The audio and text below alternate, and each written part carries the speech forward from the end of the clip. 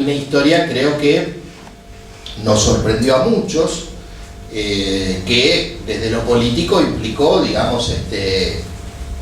un cambio muy profundo y que seguramente, como muchos de los que están acá, implicó, digamos, de alguna manera un volver a creer en ciertos valores, en ciertas ideas. Creer, digo, que era posible nuevamente en la Argentina que volver a construir un país más justo, más soberano, después de que en los 90 parecía que el camino era retroceder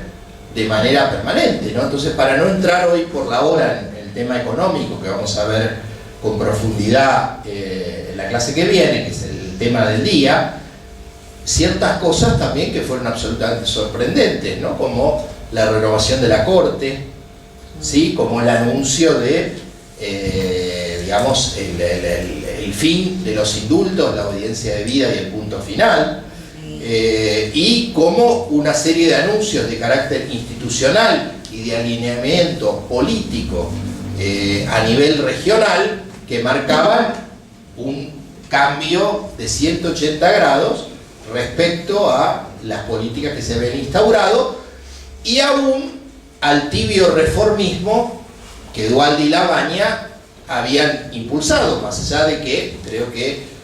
acertadamente, digamos, y tácticamente,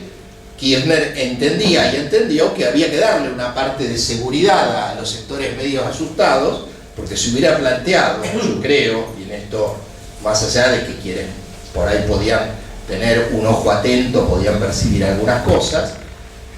se hubiera revelado, digamos, todas sus intenciones, más allá de evaluar la situación, probablemente la sociedad habría que ver si lo hubiera acompañado, se hubiera planteado de entrada un proyecto más avanzado de lo que en ese momento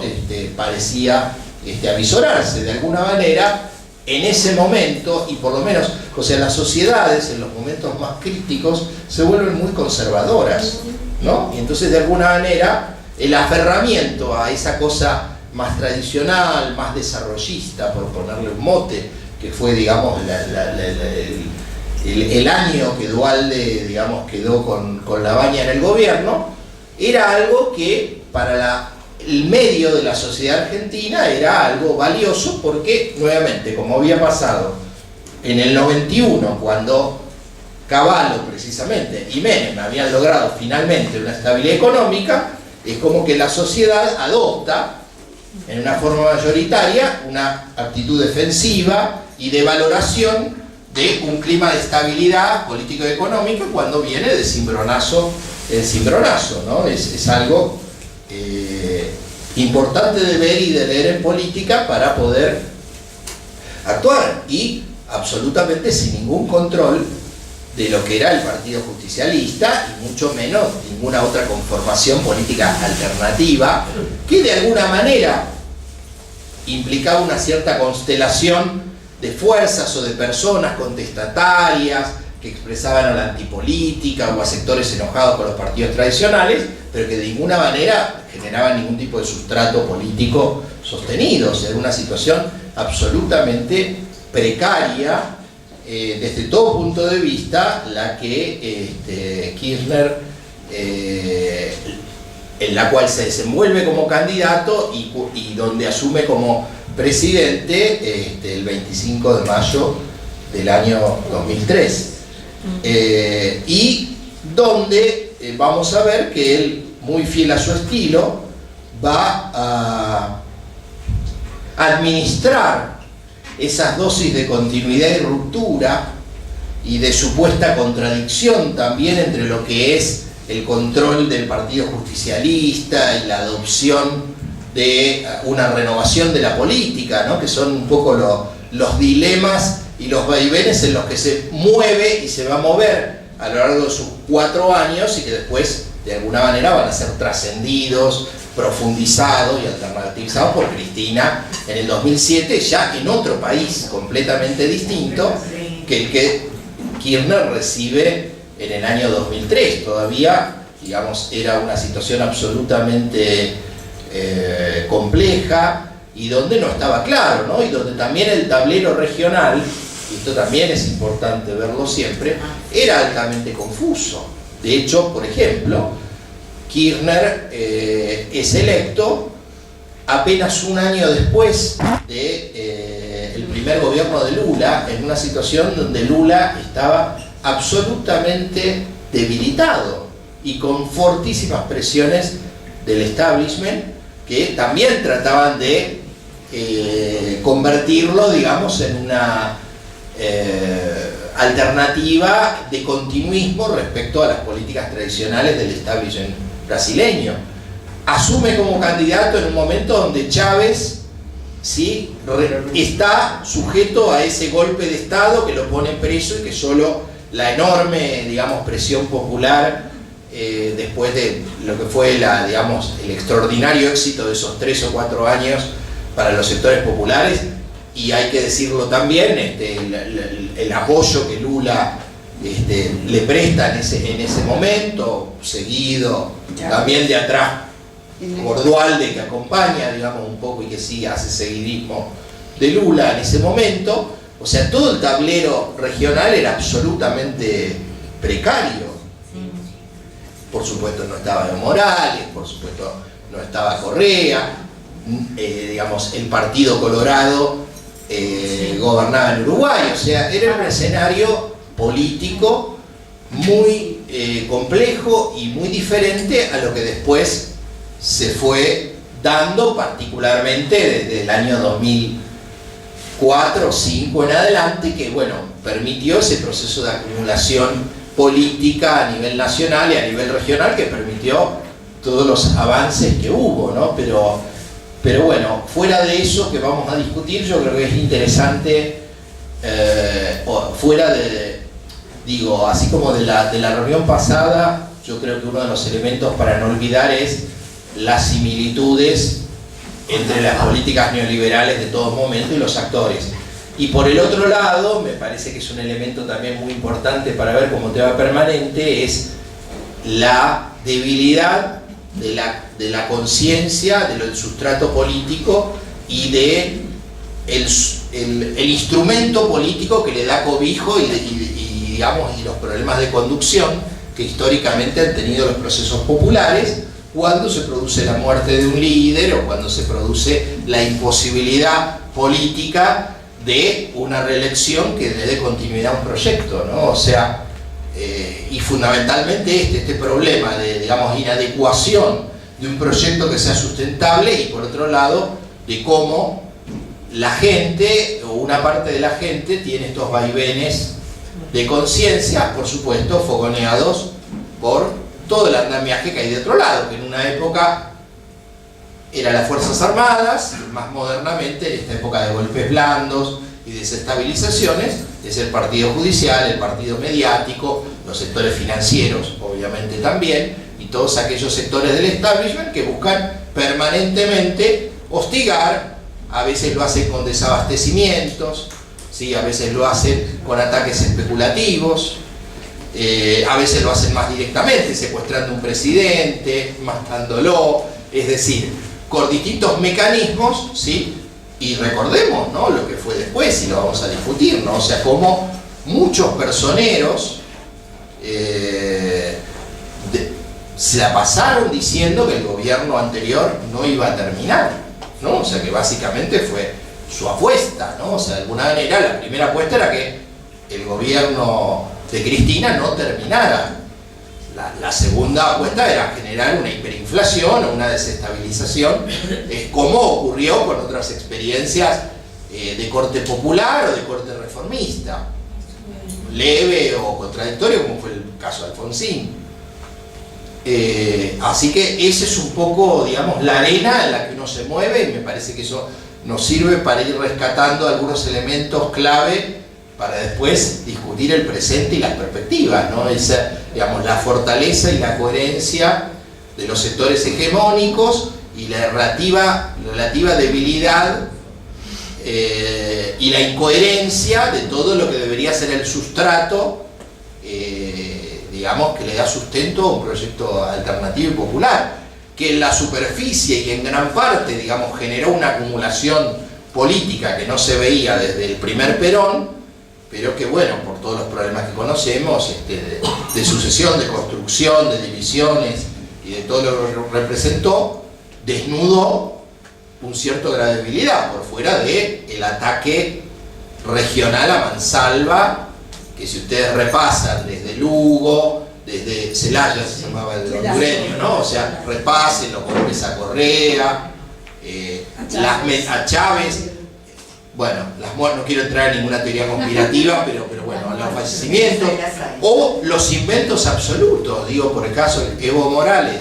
pierde el plebiscito a partir de un hijo que no existió. Un hijo que no existió. O sea, fuera de los malos manejos que lamentablemente, o lo mal que lo manejó Evo y el gobierno boliviano, eso desnuda básicamente, digamos, la instalación goebbeliana de la mentira, o yo diría hasta orwelliana, ¿no? Pensando en 1984 de la novela de Orwell, ¿no? De cómo precisamente, digamos, la desinformación y la construcción de falsedades como verdades, cuando no hay precisamente conciencia popular, conciencia de clase, sustrato ideológico profundo, hace que hasta los proyectos políticos más consolidados se vean en fuertes dificultades, ¿no? Entonces estamos en este terreno de América Latina en disputa, donde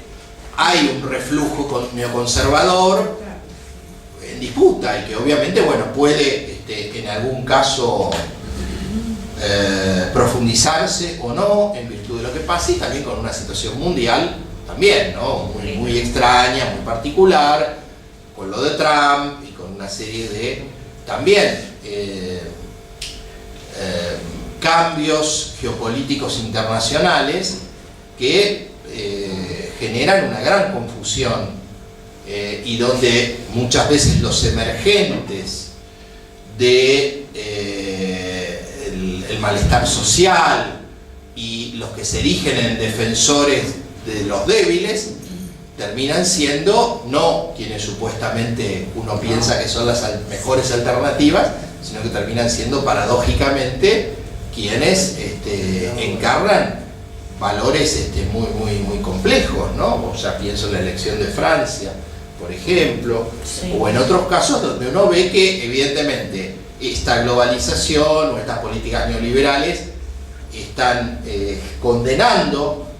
a vivir peor a mucha gente, pero ante digamos, la falta de respuesta de la izquierda o de la centroizquierda, o de alternativas nacionales o continentales auténticamente populares, ese malestar, como ocurrió en los años 30, va por ultraderecha, ¿no? Y eso creo que encarna un gravísimo peligro también para países como los nuestros, donde políticas extremadamente antipopulares, si no son debidamente encauzadas en una alternativa política que claramente expresa esa mayoría, puede generar situaciones como eso del 2001, ¿no? Que cuajó algo muy interesante, pero pudo haber cuajado cualquier cosa, ¿no? Una Argentina donde que se vayan todos, donde todos son iguales, donde hay un rechazo unánime sobre la clase política, en parte justificado, pero que puede habilitar lo que habilitó, porque de alguna manera, a ver, un gobierno de los CEOs o un empresario o un millonario que asume la presidencia, bueno, es de alguna manera también el reflejo y el sustrato de una sociedad que cree que todos los políticos son ladrones, de que si alguien es rico no va a robar, porque ¿para qué va a robar? Que si gobiernan los ejecutivos o los empresarios eso es eficiente y que lo político es ineficiente. O sea, todo esto de alguna manera es parte o es el reflujo de una sociedad que estas cosas no le aparecieron porque Durán Barba hizo la campaña, es porque están instaladas, porque los grandes medios obviamente las instalan, pero que implican esa gran debilidad que tenemos desde hace décadas en Argentina de construir una alternativa que se pueda mantener en el tiempo en circunstancias globales difíciles, ante ataques especulativos, ante ataques mediáticos y ante los problemas y las contradicciones de los propios espacios, ¿no? O sea, también creo que daría para un seminario entero, ¿no? Discutir lo que es el peronismo, ¿no? Lo que son alternativas, digo, o sea, bueno, o sea, claramente los procesos sociales, el proceso social que tenemos en Argentina y los actores es absolutamente contradictorio, ¿no? Y entonces puede que una herramienta, como ha ocurrido en nuestro estado, una herramienta electoral o un partido político pueda representar un proyecto nacional, un proyecto de justicia y autonomía, o pueda convalidar un proyecto neoliberal y de exclusión. Y yo creo que esa es también la disputa que vamos a vivir, porque claramente se ve como dentro de un mismo sello o espacio conviven actores políticos tan distintos o que se van a posicionar de manera tan distinta en nuestro espacio. Entonces creo que es la contradicción entre lo que es el Frente para la Victoria, el peronismo, hasta dónde unirse, hasta dónde aglutinar, todos contra Macri, o no, o coherencia, o pluralidad. Bueno, es un debate que no tiene una respuesta única, porque creo, esto es mi opinión personal, que uno no puede ir ni por un extremo ni por el otro, ¿no? Porque un extremo nos genera ser una minoría lúcida, pero una gran minoría coherente, y otro implica, de nuevo, el cambalache, donde digamos, por ahí muchos de los que estén supuestamente en un oportunismo antimacrista, a los 3 días le estén votando las privatizaciones, la reforma previsional y todo lo que realmente quieren, ¿no? La borocotización de la política, a la que lamentablemente una parte de un espacio que se mueve, digamos, oportunistamente, digamos, por derecha o por izquierda, depende como el momento pinte, puede ir. Entonces creo que ese es el gran drama. Entonces me parece que lo único que de alguna manera da algún tipo de garantía para inclinar la cancha ante todos esos factores objetivos tan complejos, tiene que ver con la conciencia popular. Creo que no hay otra vacuna, no hay otra cosa, no hay desde mi punto que esperar que Cristina sea candidata o que de arriba alguien genere, digamos, un cambio social. Me parece que la única forma de producir cambios políticos que vuelvan a generar un proyecto y un espacio y que hagan que los dirigentes se hagan cargos a partir de dar esa batalla cultural desde abajo y que exija, como ocurrió con el paro de la CGT, más allá de todo lo que fue, que exija conductas distintas, digamos, a un espacio que corre el riesgo de ser absolutamente colonizado, como ocurrió con los espacios populares, como hicieron con el radicalismo, como hicieron con el peronismo, ¿sí? Como de alguna manera hicieron con el Frente para la Victoria, si uno de alguna manera hace la cuenta y ve realmente cómo han operado o cómo han actuado algunos que se suponía que formaban parte de un espacio distinto y de otra forma de hacer la política, ¿no? Bueno.